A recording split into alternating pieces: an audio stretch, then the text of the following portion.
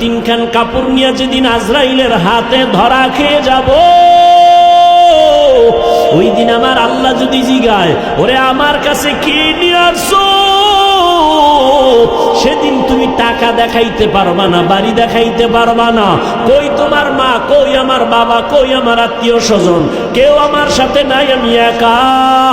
যদি বান্দা আমার রবের আপন বানাইয়া যাও, আর অন্ধকার কবরে যাওয়ার পরে যখন প্রশ্ন করা হবে, রবের পরিচয় দাও, ধর্মের পরিচয় দাও, রাহমাতুল লিল আলামিনের পরিচয় দাও, আমার আল্লাহ পাক জবাব দিয়া বলবে, ফেরেশতা এরে আর ডিস্টার্ব করিস না, এ আমার মুহাব্বতের গোলাম, জান্নাতের সাথে রাস্তা বানাইয়া দাও, বিছানা দিয়া দাও, আমার বান্দা আরামে ঘুমাবে, কিয়ামত পর্যন্ত কেউ যেন ডিস্টার্ব না করে। আর যদি নামাজ না নিয়া, বেপরদা হইয়া, গুনাহ নিয়া আজরাইলের হাতে ধরা খাইয়া কবরের মধ্যে যাও, গুনাহগারকে যখন বলা হবে রবের পরিচয় দে, বলবে হা হা লা আদরি। আর ধর্মের পরিচয় দাও, গুনাহগার বলবে হা হা লা আদরি, আফসুস আফসুস, আমি কিছুই জানি না। ওরে রহমতের নবীরে চিনোনি? কয় না, আমি চিনি না, আমি তো রহমতের নবীরে কখনো দেখি নাই, তা করি নাই, আমি হতভাগা। তখন নবী বলেন, আল্লাহ গায়বী আওয়াজ দিয়া বলবেন, ও কবরের ফেরেশতারা, এই নাফরমানের আর সুযোগ দিও না, আমি দুনিয়াতে কম সুযোগ দেই নাই। আমার দেওয়া পানি, আমার দেওয়া বাতাস, আমার দেওয়া সূর্যের আলো, চাঁদের আলো, আমার দেওয়া ফল ফ্রুট খাইলো, শুকর আদায় করে নাই, নদীর মাছ খাইয়া শুকর আদায় করে নাই, আজকে ওরে আর ছাড় দেওয়া যাবে না। জাহান্নামের রাস্তা খুলিয়া কবরটাকে জাহান্নামের আগুন দিয়া ভরে দাও। আল্লাহ বলবেন, ও কবরের মাটি, এই নাফরমান গুনাহগারের দুই পার্শ্ব থেকে জোরে জোরে চাপ দাও, এত জোরে মাটি চাপ।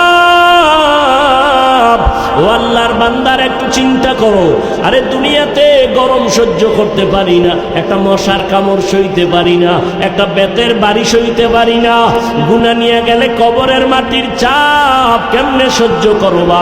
এই চিন্তা করে করে সাহাবায়ে কেরামের সারা জীবনের কান্না, কান্না আর কান্না।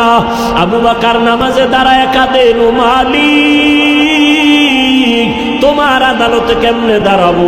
আরে আমার নবী, যে নবীর কোনো গুনাহ নাই, আম্মা জান আয়েশা রাদিয়াল্লাহু তাআলা আনহা বলেন, একদিন দেখি নবী আমার রুমে বৈশা গুনগুন করে কান্না করেন।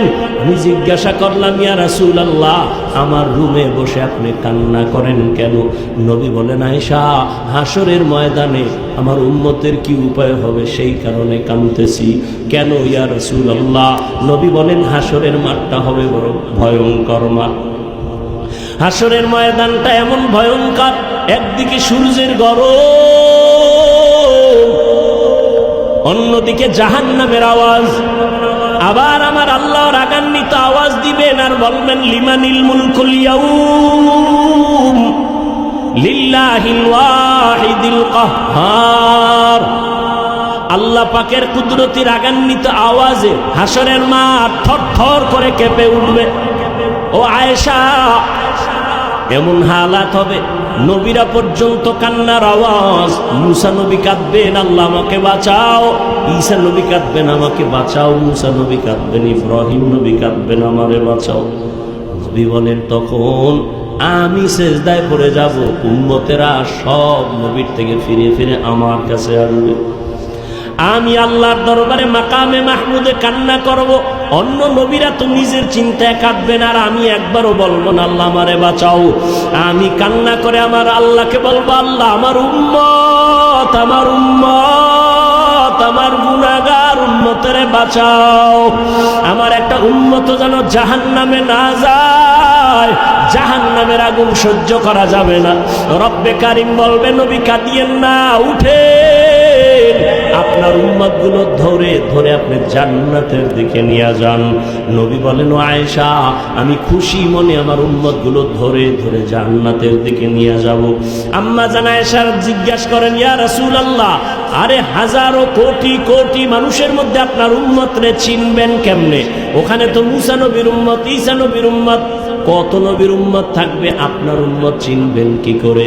নবী বলেন, ও আয়েশা, কিয়ামতের ময়দানে আমার যারা উম্মত 5 ওয়াক্ত নামাজ ওযু বানাইয়া আদায় করত, কিয়ামতের মাঠে আমার উম্মতের ওযুর জায়গাগুলো নূরের আলোতে চমকাইতে থাকবে। আমি দেখে ধরে ধরে জান্নাতের দিকে নিয়া, কাউসারের সামনে নিয়া আমি নবী নিজের হাতে আমার উম্মতের কাউসারের পানি পান করাবো, লাইনে দাঁড় করায় পানি পান করাবো। হঠাৎ উম্মতেরা পানি পান করে জান্নাতের গেইটে গিয়া বসবে, কিন্তু হঠাৎ দেখবো পর্দা পড়ে গেছে। ফেরেশতা পর্দা দিলা কেন? উম্মত কি শেষ? বলে না, সামনে আরো আছে। পর্দা দিলা কেন? ফেরেশতারা বলবেন, ইয়া রাসূলুল্লাহ, এরা আপনার খাঁটি উম্মত না, এরা নামাজ পড়ে নাই, রোজা রাখে না, আপনার আদর্শ জবাই করেছে। নবী বলেন, আয়েশা, তখন আমি একটু রাগ করে বলবো, সোহকান সোহকা লিমান গায়্যারা মিন বাদি, আমার পরে যারা আমার সুন্নতের জবাই করছো, ভেগে যা, আমি তোদের নবী না, তোরা আমার উম্মত না। তখন উপায় কি হবে? ও এলাকার মুসলমান, ও যুবক, ও বৃদ্ধ বাবাজি, ও মা বোনেরা, জানি না ওই দিন আল্লাহ নবী যদি তাড়ায় দেন, আমার আল্লাহ গাইবি আওয়াজ দিয়া বলবে, ফেরেশতারা এই বেনামাজিগুলোর ধর, জাহান্নামের শিকল লাগায়া টেনে টেনে জাহান্নামের দিকে নিয়ে যাও। সহ্য করা যাবে না রে যুবক, দুনিয়াতে গরম সইতে পারো না, জাহান্নামের আগুন কেমনে সহ্য করবা? এখনো সময় আছে, আল্লাহর কাছে তওবা করো, মনেরে বুঝাও। তোমার মতো কত যুবক স্কুল কলেজে পড়ে নামাজ ছাড়ে না, চাকরি করে নামাজ ছাড়ে না, ব্যবসা করে নামাজ ছাড়ে না, গাড়ি চালায় নামাজ ছাড়ে না। তুমি কেন পারো না রে বাবা? এখনো সময় আছে, তওবা করো, মনেরে বুঝাও রে মন। আমার মতো যুবক স্কুল কলেজে পড়িয়াও যদি নামাজ পড়ে, আমি কেন পারবো না? আমার মতো যুবক যদি মাছ ধরে নামাজ পড়ে, আমি কেন পারবো না? আমার মতো যুবক চাকরি করে, ব্যবসা করে, গাড়ি চালায়, নামাজ ছাড়ে না, আমি কেন পারি না?